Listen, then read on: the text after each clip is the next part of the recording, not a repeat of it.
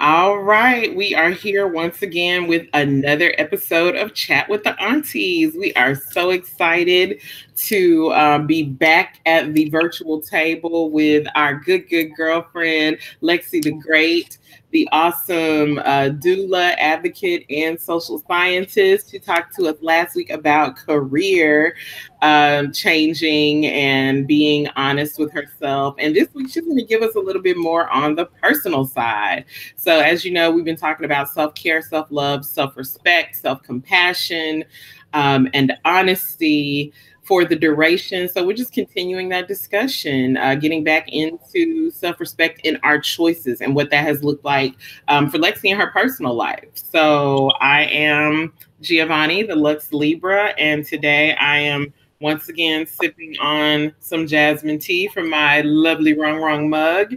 And today is Jasmine Fiesta or something like that from the Republic of Tea. So it is a really good loose leaf jasmine. I infused it in my tea ball and added some local organic honey. So that's what I'm sipping on. And then I have my lovely mason jar of water. That raise your vibration with love and gratitude. So we got some good old high quality H2O. And that's what I'm sipping on before we chat with the aunties. Auntie Malika.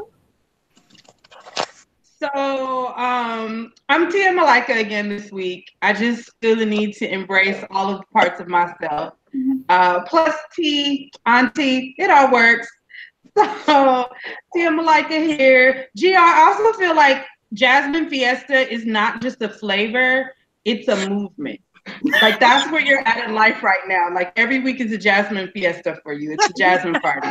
It is like just the flowers and the fragrance and the right. I feel like that is an accurate description. It is a mood. As the children would say, it's a mood. It's a mood. Right. So Tia Malika here. I am sipping on some homemade kombucha. I feel like a little bit of a bootlegger now. Like I don't know how bootlegging works. It's something with steels and out in the woods. I'm just brewing kombucha in my office. Like literally every week I brew a new batch of kombucha in my office. And it is delicious and I feel accomplished. I wasn't sure I was doing it right at first, but I have developed two, not just one, but two healthy scobies. And like I have a mother and I'm just like, okay, I got this. So every week I just brew a new kombucha and put it in my jar. And eventually I will go ahead and like upgrade to a bigger jar.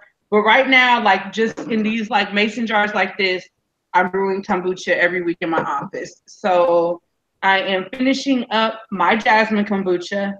And then I am just going into a regular green tea. That's what I'm brewing now. And I am specifically brewing a Jun tea kombucha, which is the difference is that it's made with honey instead of sugar. And I just wanted to, have like quality ingredients and kind of cut down on the sugar because PCOS and insulin resistance and all of those things. So this is PCOS Awareness Month. So I'll just, throw out these little things for y'all. So yes, right. Because Lexi the Great, you can relate. So we'll go. That's a great segue. We'll go ahead and throw it to Lexi. What are you sipping on, Auntie Lexi? Water because it is my moon time, and I'm over here half dead. So I do want to mention I have some lavender milk. And It was fantastic. I had it like day number 2. And because I was like drinking all things that could calm me. And I am looking forward to going to work to be able to go to that place that had the lavender milk and also soon make me some lavender milk at home. Yes. Yes. So, I like Giovanni's affinity for all things jasmine. I have a super affinity for all things lavender. So lavender tea, lavender milk, lavender scented anything, lavender. Like I have some lavender oil in my hair, lavender candles. Like I feel like that's what keeps me balanced most of the time. Like there are other things that work in conjunction with lavender. I'm like lavender and what you got. Yeah. I mean, and I was drinking it and I was like, oh my God, this is what my grandma used to give me every night. So my little ADHD self would finally go to sleep. And it just made me feel like I was like 7 years old. So I was like, I've got to give me some more of this because it is calming internally as well as externally. So it is your moon time. You are hydrating. You have had lavender milk. It sounds like we are ready to sip and share and spill. Yes. All right. So I just want to shout out to Melanie. Hey, Melanie, she's joined us on the YouTubes. So I just want to say, hey, she's one of our community aunties. We love her greatly. We appreciate her participation in the chat. So Lexi, we were talking last week about your experiences and how you had to make these decisions career-wise, and be honest with yourself about what was happening in the field of teaching, be honest with yourself about what was going on career-wise, how the work that you wanted to do with youth wasn't really accessible and appreciated in the classroom. And so now you found ways to work with youth in more expansive ways outside of the structure of the classroom. And so I just a little bit into the personal side of that. And because, you know, I know that you, just like all of us, have had challenges in your past experiences, challenges in your, you know, personal life. And a lot of those were very traumatic experiences, but I have witnessed in some cases and learned from you in others how you have responded, how you have bounced back, how you have recovered from those experiences. So I would like for you to just start sharing with us a little bit about how you got started with doing your own work, like how you got started with doing the internal work of, you know, realizing like, hey, I've got to take care of myself to get myself to where I really want to be, and taking care of yourself, you know, on the internal ways as opposed to just, you know, the external ways. So can you talk a little bit about how you got started on that journey? It's kind of a strange place to come from, but I was always very fascinated with gestation and pregnancy and the human body. And so even though there was very strict rules on certain things I could read because of my mother's faith, that was never issue. So we had a ritual of going to the library every Friday. That was my was to go to the library, and I would always check out Karina, which eventually someone finally bought for me. And then I would max out my 10 books in addition to the books that I would have at the library. And so my library was like my first like really safe place to be.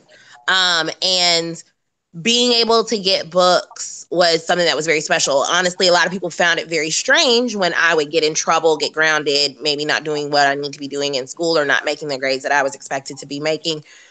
My mom would call the librarian at the school and be like, she cannot come there unless she has something showing you that she has to do something on a book for schoolwork. Because the librarians were my best friends. And so being able to read at such a young age, at 3, was like really, really important to me, especially as an only child. And I would rearrange my room. So that, and that was a way of me taking care of myself, because I would read Harry Potter and I was not allowed to read that. So I was very sneaky. I would have something put in front of it. The Harry Potter book would not have its jacket on it. And the way my room was set up was so that if someone were to come in the room, I saw them before they saw me. And so that was like my first way of knowing how to take care of myself, because being able to read Harry Potter was super important to me, and being able to read some other books, probably they were too old for me or whatever the case may be, was really, really important to me. And so I would also, being able to function in my mother's house, felt like, okay, I needed to make sure that I had all my homework done at school. So I would do homework at school so that I could read on the bus and read when I got home until I went to bed. And so coming out of that, being able to go out and socialize with a lot of people wasn't something that was easy for me at first. I still have a lot of social anxiety. And so when I got to be an adult and I was able to like kind of hang out, especially by the time I was a driver, which was 19, I started going out, but I realized that I was a person who liked to be at each other's homes. I wasn't the person who I was never really comfortable at the club unless it was like the gay club because of toxic masculinity in the air. I was never really comfortable with, just like always going to the mall or things like that. I wanted to just hang out. And my mom would always accuse me of partying. And I'm like, we don't party. We literally sit and watch SVU marathon or whatever. Or especially as my friends started having children, like it was, we watched, PBS for 5 hours a day and just talked while the children played games. And so now that I'm older and I do have someone to do a lot more with and I'm in a stable relationship, one way that we take care of each other socially is I noticed that I would be on the phone when I would come home. And I felt like if I were the person who had been at work all night, slept during the day, and been waiting, I wouldn't want that person to be on the phone. And in the opposite, my partner does not. We're working on him being on like World Star when I come home because I really don't want to hear a video of people fighting when I'm walking through the door after such a long day, even though it might be something that, is entertaining. And then also I like kind of connecting last week's theme. I didn't really trust people at work. I don't really hang out with people at work. That's just not something I do. But he's encouraged me to make sure that I do form some relationships at work. Like, oh, we're going out for drinks. Okay, well, I'm not drinking, but I'll come. I'll get a croissant or something, or some chips. To make sure that I can have someone, a safe person at work, find that person and know that, I can go to their office and close the door. And so getting back to family, the reason for all these other accommodations is because I learned very, very early that blood is not thicker than water. While I do believe that we share our own energies with the people we come from and the people we give life to, I do not believe that we always are willing to react the way we need to when we need to for them. And through that, we have to make our own families. And so, especially me coming out and also just me being the radical one in the family, the outgoing one, the one who's considered obnoxious and whatnot, then I had to find those people. And it was difficult because people in my family did not understand these relationships. They were not comfortable with the fact that I spent so much time with these other people and their kids and their grandmothers and their mamas. And eventually they understood later, especially when my health really caught me up, literally snatched me. And they were the ones I ran to. My friends who have medical backgrounds, like, girl, I just had surgery. Can I come over?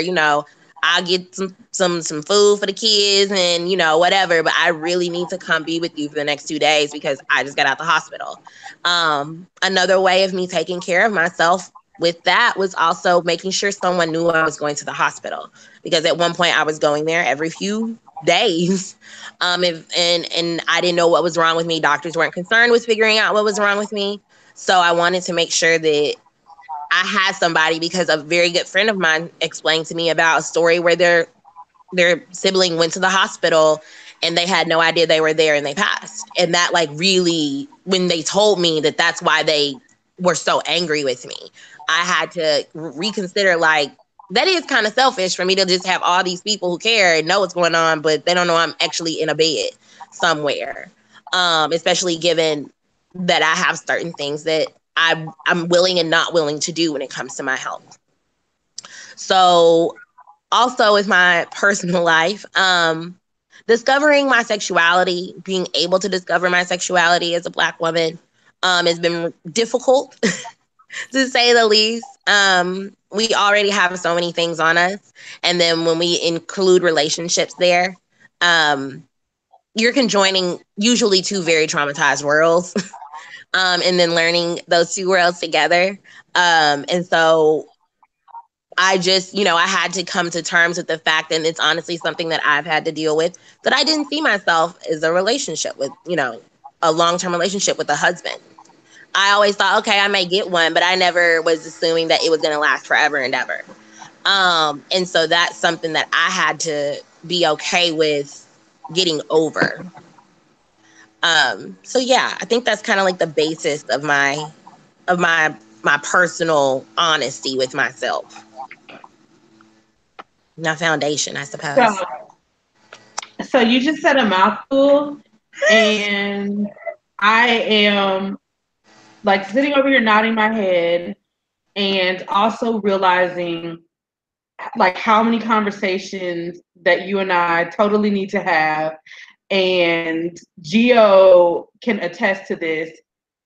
Like 85, 90% of what came out of your mouth is my story.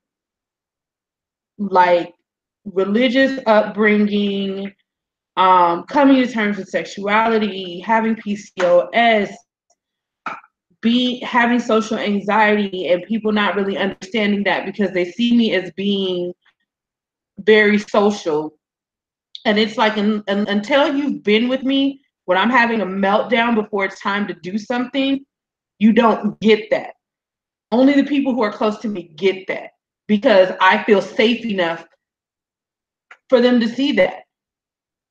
I mean,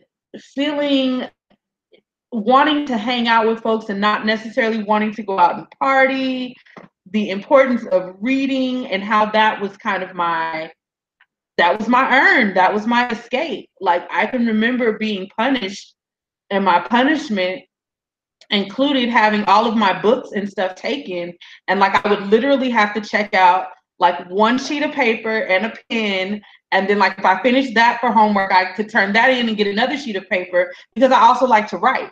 So like for my father, punishment was like there would be no reading, no writing, nothing. Like you will sit in your room like it's a cell. So I'm like listening to this and I'm just going, oh my God, oh my God, oh my God. This is why I knew when we met, I was like, yep, nope, she's my people.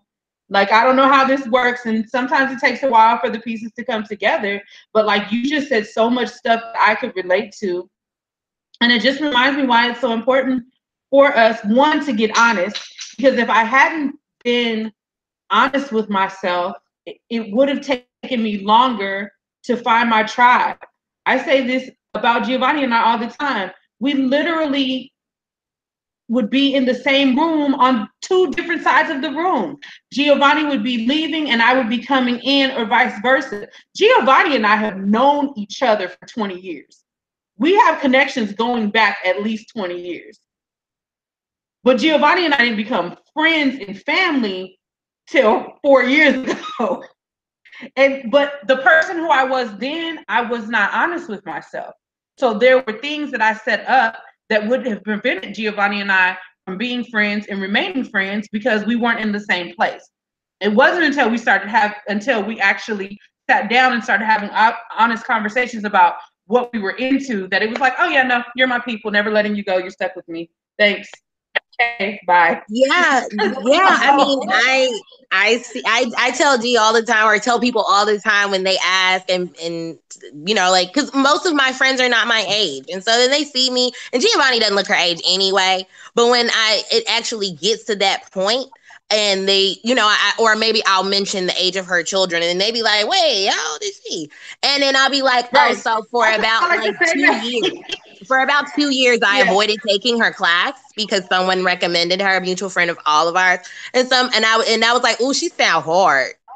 I was like, so I'm not taking her class. I'm trying to graduate her. That sounds like too much for me. But had I formed that relationship that way, I would have had that bond much earlier because she would have seen me as me and her as her, even though she would have been in a position as an educator and me a student. It still would have formed had I been honest with the fact that I could have taken her class and probably done fine, given how we have conversations all the time that are discussed in her classes. But I was avoiding smart friends.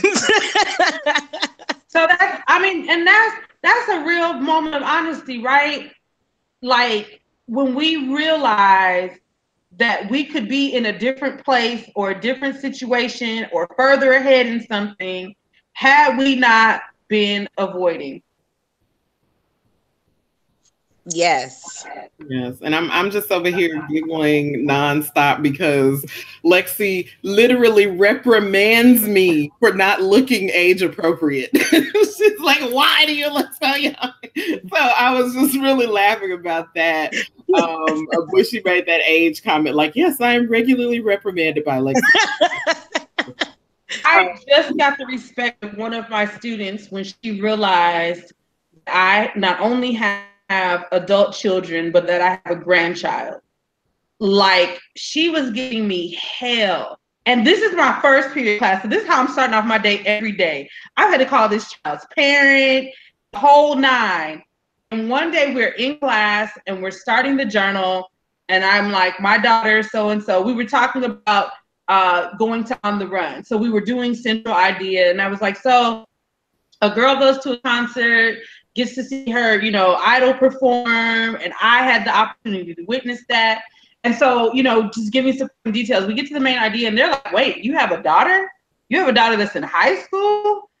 You have how many kids and bonus kids? Wait, so my oldest daughter, shout out to my baby Tia, turned 30 today. So people, when I say that, are like, wait a minute, like, you have a whole grown-ass kid and a whole grandchild. I thought you were 30. And I'm like, no, I'm a whole grown-ass, over 40-year-old lady out here. So, Gio, you and I talk about this all the time because I get it, because I don't even dress grown. Like, at least you dress like an adult-ass lady. I be out here apparently looking like a teenager most days, as I'm regularly reprimanded for. So, man, listen, I get it. Like, but shout out to Good Jeans and Black Don't Crack. And looking like what you shout out to drinking water and minding your business. Like, and minding your shout out to drinking water and minding your business. That made me laugh, Malika, when you said she said she thought you were 30, because I thought about Dana's post this week on Instagram where she was like, I just thought grown women were 35. Like 35 is all of them. 35. So if you're a grown woman, you must be 35. It's like, yeah, exactly. That makes perfect sense. 35 is a grown woman age. So grown women are 35. It's not, I love the way that you broke that down too, because it's not old enough to be an elder. Right. You're not elderly. Like 50 was elderly. Right. But 35 was grown. Like 35, you were established, you had a house, you had whatever type of relationship you were gonna have, whatever kids you were gonna have, you were going on all-inclusive vacations. Like 35 was the age. Right. Well, and I feel like I'm in between now. And I feel like I'm very much in between. I'm like, I'm almost 30. And people are like, you're 15. I'm like, no, I'm not. Listen, but 30. Be glad you're not 12. Because you were 12 for the longest. I was like, she is the smartest, most accomplished 12-year-old I know. But she's 12. Like, that was it. But like what earlier I was saying with like the jealousy, a lot of it came because my friends were women of your age. And so one of my closest friends is a late 50-something-year-old white woman. Like, but she is there. We watched the Trayvon Martin verdict together, and I was the shoulder, and she cooked and she's taking care of me, and her husband took me to work and so I could graduate college. And I mean, she was there for me. And even yesterday has asked if maybe she could figure out a way to come to my graduation. But because that was the person that I relied on, the person who every single time I come to town, I try to make sure I see. And she asked me last night when I asked her about, her son, my godbrother, is getting married. My reception, I'm just like, I don't want you to feel overwhelmed with these ideas. And she was like, who is my daughter? And that she was, if I had said anything other than me, she would have probably cussed me from heaven and hell. But that is our relationship. And she is an old white woman with a cigarette and whiskey. And we just love each other so much. And when we go out, and even my own mother felt a little, upset about it at first. Was like, why are you hanging out with this woman? But that was my friend. And it took honesty to form that relationship, because I met her through her godson. And when we broke up, it was she's still my friend. You brought her around. That's your problem. But she gonna be here on Christmas when you come visit from college, and she gonna be here on this, and she probably gonna be here for 4th of July. So get over it. And I was thankful that she stood up for me, because when my mom found out Giovanni's age, she was just like, what is it with you and these women who are old enough to be like my younger sisters and this, that, and other? Or honestly, y'all are at the age of, y'all could have been my mom's kids. Like, my mom had me a little late. So y'all could have been my mom's kids' age. I'm supposed to be 30, okay? I just want to throw that in there. I'm supposed to be 35. But it didn't work out like that. But it weirded people out. And then when we go out in public and I'm this Black kid with all these white country people are looking at us, and I'm just like, that's my mama. And that was how she was introduced to me, through that person I was dating. Because when we first met, I was like, they described the person and everything. And then I go to their house and I'm like, these are all white people. And they're in there. I'm like, are you adopted? And he's like, no, I got a whole Black family down the street, but this my mom's too. And so she became my mom, my friend, one of my closest confidants. But we had to be very honest in the transitions of our relationship. And now she's someone that, if anything ever happens, she's one of the first people I call. Yeah, I appreciate you talking about that, Lexi. The first thing that popped out for me was when you said you used to rearrange your bedroom, because I was certain that by 6th grade I was going to be an interior designer, because I had rearranged and organized and created, collages of posters. Like, I had themed walls. Like, I had all kind of stuff going on, but that was part of my self-care, right? It was part of making my environment reflective of me, reflective of what I valued, reflective of how I wanted my life to be, how I wanted my structure to be. So that was very much like this claim of autonomy. I was the only girl in the family, so I was able to have my own room, and nobody bothered it, like nobody did anything. So I was able to do whatever I wanted and play around and do whatever I wanted with the space. And that was definitely a huge part of self-care for me, was just like claiming my right to creativity, like, being able to organize, reorganize, move furniture around, all that was creativity. And creativity is a major form of care. Like, that's a major way that we take care of ourselves. So that was huge. So I appreciate you acknowledging that, because I don't think we give enough credit to creativity, especially little Black girl creativity. And, even, little Black girls' creativity with things like interior design, like, we never think about that, because that's looked at something as luxury, right? Wealthy people get interior designers, but it's like, but however you set up your space, you are designing your interior. You are doing that work. And so that creative work is so powerful for, claiming that space. And then I'm like, having the books, the writing, the access to creative expression. And that was always something that was really important to me as well, as a part of care. So I appreciate you bringing those things up, because I feel like it's not just us. Like, I feel like we're not alone in that. Like, that is a major part of Black girl joy and Black girl magic, is being able to express yourself creatively. Like, that's a major part of that. And being honest in that creative expression is huge. So I appreciate you bringing those ideas up. And then Malika already spoke about, chosen family and claimed family and reclaimed family. That part, right. I have a tiny little Asian grandma now. So, so just like reclaiming, family and, being able to bring those pieces together is so important, because as you said, our families of origin may not have all that we need, They may not have what we need. They may not have anything that we need. They may simply be the vehicle for getting us here. And then everything else is about once we get here, and, you know, we then can pick and choose and access what we need here. So, you know, I just really appreciate you bringing that up. And, you know, Malika kind of gave our history. So, you know, again, that family that, you know, that we choose, and the family that chooses us, that we really need. Yeah, that's a major part of healing. Deliberate family is so huge.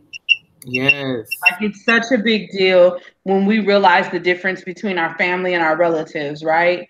Like, I realized very early on, because I had my dad, who's the only dad, but I had moms. And like, my mothers were there. Like, I had 4 mothers that hands-on raised me.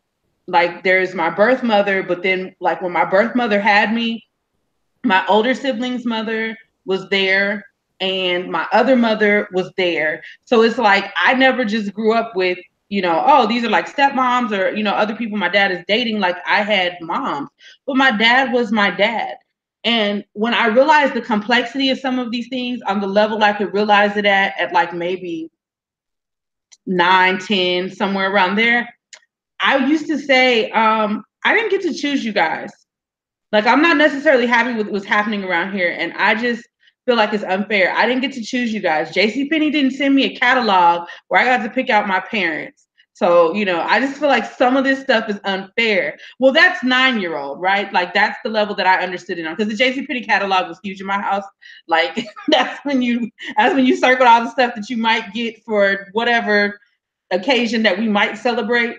So I was like, but I didn't get to pick parents this way. I didn't get to pick family this way. I didn't get to pick the people that I liked.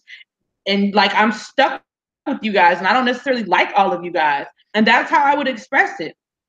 And it took becoming an adult and realizing that, like, no, I didn't get to make a choice when I was a child. Like, I was born into the family, like in the physical, in the now. Metaphysically, I believe that some agreements were made, for sure. But in the physical, in the now, I'm like, I didn't make these choices. Like, I didn't get to choose. I didn't have a choice. I'm stuck with you guys.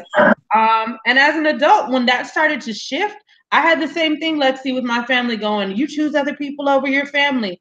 And I'm like, no, y'all are my relatives. Like, we have the same blood and genetics, and I didn't really have a say in that. But I'm real clear on what it is that I want, and who I want in my life, and who I vibe with, and who supports me, and who's not toxic, and who I don't have meltdowns about, and, you know, who's on the same page as me. And that is huge.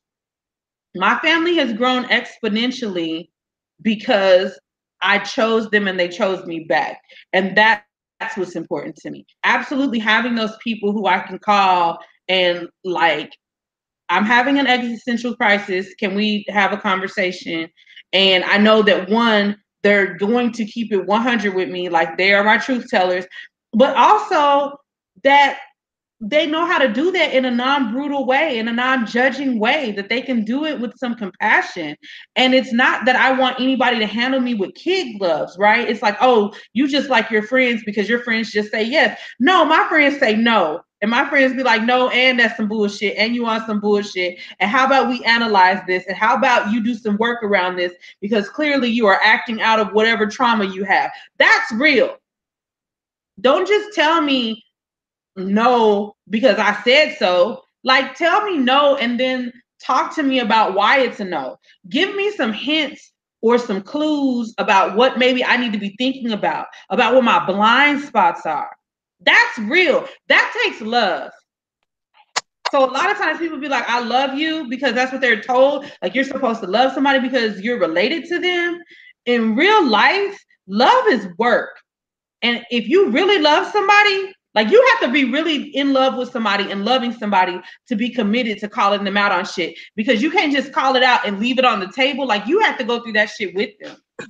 Absolutely. I've heard that same accusation, Malika. Oh, you just like your friends, your sisters, because they tell you what you want to hear. And I was just like, you know, again, clearly you have no idea who my friends are. Right. Because they're going to be like, so Giovanni, Let's unpack that. That's Malika's favorite phrase. Let's unpack that. And my friends are gonna say, well, you did this thing and that really bothered me and I didn't like it. And when you do that, it makes me feel blah, blah, blah. So I'm gonna need you to not do that. But I can also say, you know what? I didn't realize I was doing that. This is the family history that got me to doing that. And then they go, oh, you know what? I see why you do that. So yeah, if you could not do that now that we're both right.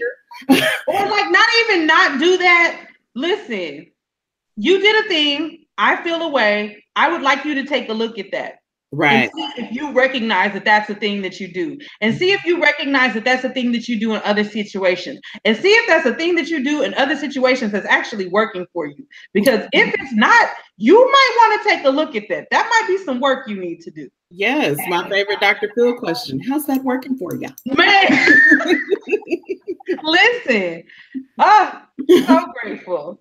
Yes. So it's like, no, my friends hold my feet to the fire and hold me accountable and work with me so that I am a better and stronger person. My friends don't just complain about a trait that I have. They say, you know what? And here's a book you need to read, and here's some people you need to listen to, and here's a podcast. And, how about you just use all this to get your shit together, lady?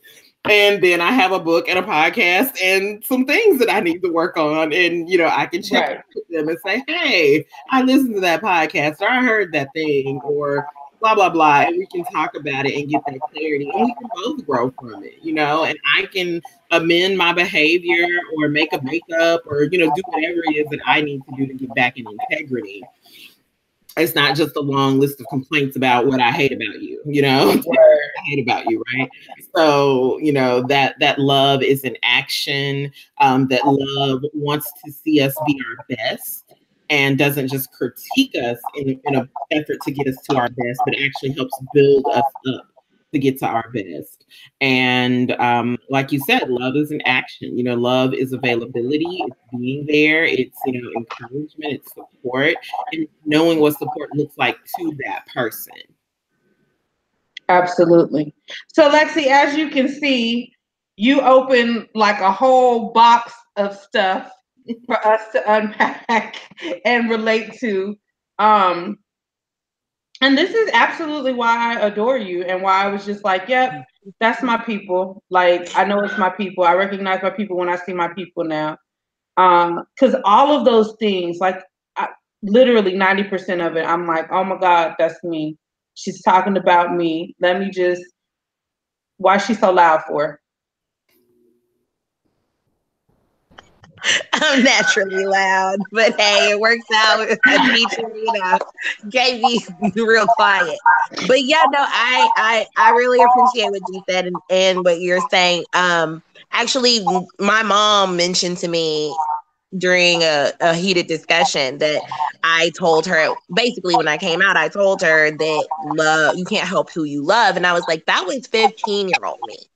I was like, 15-year-old me said you can't help who you love. I was like, but 27-year-old me knows that it's a decision that I'm making actively on whether or not I am engaging in that love. I still love some of my exes, but they my exes. And period. That's just how they are. So and I am a firm believer in I love who I love, and that's just how it is, period. But there's also a different sort of level to that where I was chatting with my goddaughters, and one of them decided she's gonna do a flip in front of a TV.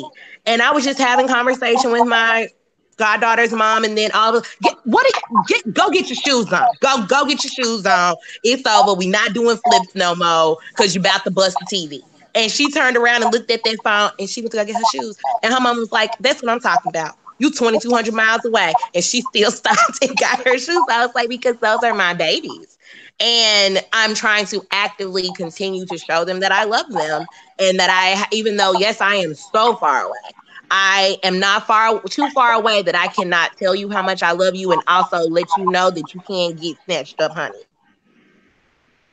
Facts. Big facts. And so that is that community. And it's not that it's easy I've co-parented with her since I was 17. And it's not been the easiest relationship at all. And we've had a lot of ups and downs. But as we have gotten closer to 30 and the oldest is closest is almost 10 years old, we have understood like this is not about us. Like when we get along, it's cool and great. But when we not get along, I'm still going to be able to talk to my babies. I'm still going to call and say, hey, they need some shoes, what kind of books they reading right now, because I am still going to always be their godparent. And I don't take it lightly. And I don't take my friendships or picked family lightly, period. We got 8 minutes and I literally have nothing else to say until the sign off, because that's it. That is indeed the takeaway. When you get so honest with yourself that you can set healthy boundaries and keep them, that you can make decisions about where you want to work, not just based on, because we talked about this idea last time about, working places based on necessity and the type of traumas that we experience in those places because we have to be there to pay the bills. When you can get past that and choose what you want to do based on what you're passionate about and really pursue that and really set those goals, when you can not only escape the relative and familial trauma, right, of the family of origin, but you can do your work around it and decide what type of relationships you want to have and be deliberate with that. When you can pick it, right? That's it. This is what being honest, this is what radical self-love looks like. This is what making choices for yourself looks like in real time in action. Lexi, thank you so much for coming on and sharing so much of that on the professional and the personal side, because that's what it is. And sometimes it's us, talking and it's like, oh, okay, well, it's Gio and Malika and they're kind of alike. And so it makes sense that they're saying that. And to have another voice come in and be able to just say it so cleanly and so clearly, I am deeply, deeply appreciative of that. Thanks. Absolutely. I am in total agreement with you on that, Malika. Lexi, you put it down. You put it down. Our hashtag is sip, share, and spill, and you have definitely done all of those things. So I'm incredibly grateful that you committed your 2 afternoons to us. You have shared your time with us, your experience with us, and given us some real examples of how to take better care of ourselves using self-respect and honesty, because this is what we're talking about right now, but I just believe we don't talk about that enough, period. When it comes to parenting, when it comes to peer-to-peer relationships, familial and relative relationships, intimate relationships, we don't talk about self-respect and honesty enough. And when I think about the quote to be who you needed when you were younger, that's why I do that with the AunTeas. I really needed that when I was younger, whether younger was 10 years ago, 15 years ago, 20 years ago, or 30 years ago. So I just appreciate bringing that to our table and bringing that level of transparency and honesty to us and with us, and trusting us with that, and trusting our audience with that. So thank you from the bottom of my heart. I love you. I'm so happy for you, so proud of you, and so grateful for our friendship. So thank you so much. Thank you for having me on, and I really appreciate you kind of letting a millennial have a voice here. We're kind of crapped on a little bit, just a little bit. Like we're not adults out here. So I really appreciate being here to be able to give a voice of like sound. And I am not the only one. And the majority of my friends, the majority of people that I deal with at this age are doing the exact same thing, trying to figure it out. But thankfully, we have a whole lot more help because we have the internet. And so we don't have to feel like we're as much alone as our foremothers had to. Absolutely. So I'm good. Malika, any other closing statements? I mean, I'm really full. I always love when a conversation comes full circle when we can see how all of the pieces fit together. Um, and Lexi, it's really important.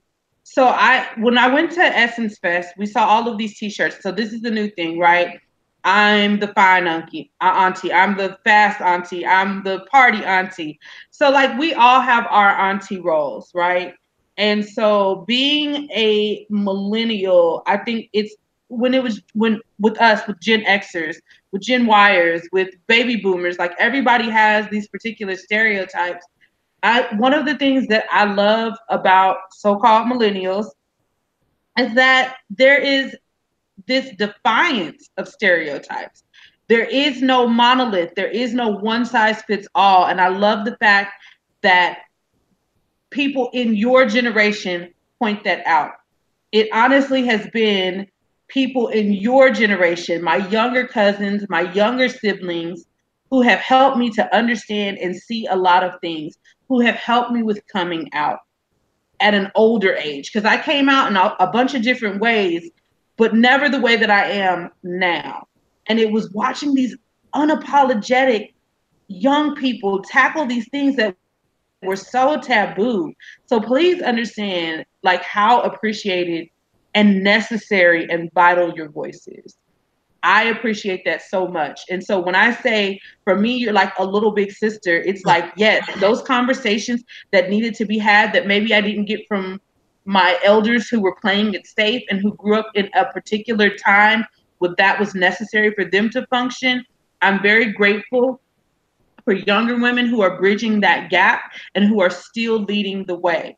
And I'm not too old or too educated or too anything to appreciate that. Like, I so appreciate your voice and I so appreciate the inspiration that you provide. So I'm, again, just extremely grateful to have you in this space and to have your voice and for us to be able to share that. And it gives me things to reflect on.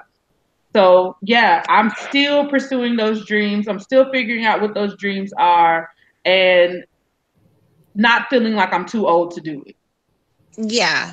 And I would just like to add that, and it's a whole nother conversation. I'm not saying we gotta open it now. But I always try to tell people that, I feel like we, as my generation, we do what we do because we literally watched our everything that was society said that was the way to do it and the way to go fall apart around fifth grade. If not fifth grade, around kindergarten, like between like eighth grade and kindergarten, it's so reminiscent because I remember being 10 when the Twin Towers fell, and I used to sneak at gym because I hated gym. I used to sneak at gym and watch the news behind me, and I was a person who was like, Judge Mathis ain't on. I know Judge Mathis comes on at this time. Something's going on. Like all the news stations had come on it. And so just like knowing now that like the children that I teach, they never experience that. Yeah. But maybe even more so, it can be an even more cushioned experience for them because for us, we walked into the recession as adults or as young adults. And so for them, we ain't never really left. So for them, hopefully that means that they have even more survivor skills and even more wanting to be just themselves and completely not cookie cutter.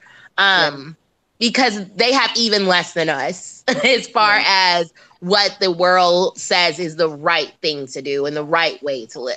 And they're living through what, this era of this type, all these politics and all these other things. They're living through that.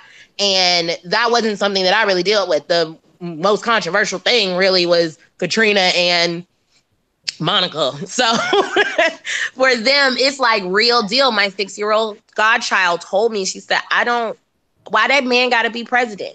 Literally, she asked me, she was like, why that man got to be president? I want the other lady to be president. And I was like, why? And she said, because when he has bad friends say that they're his friends, he doesn't say they're not his friends. And I'm like, a 6-year-old gets it. And so that makes me feel so good about like what I've done to mold her, as well as what she is walking into as a first grader.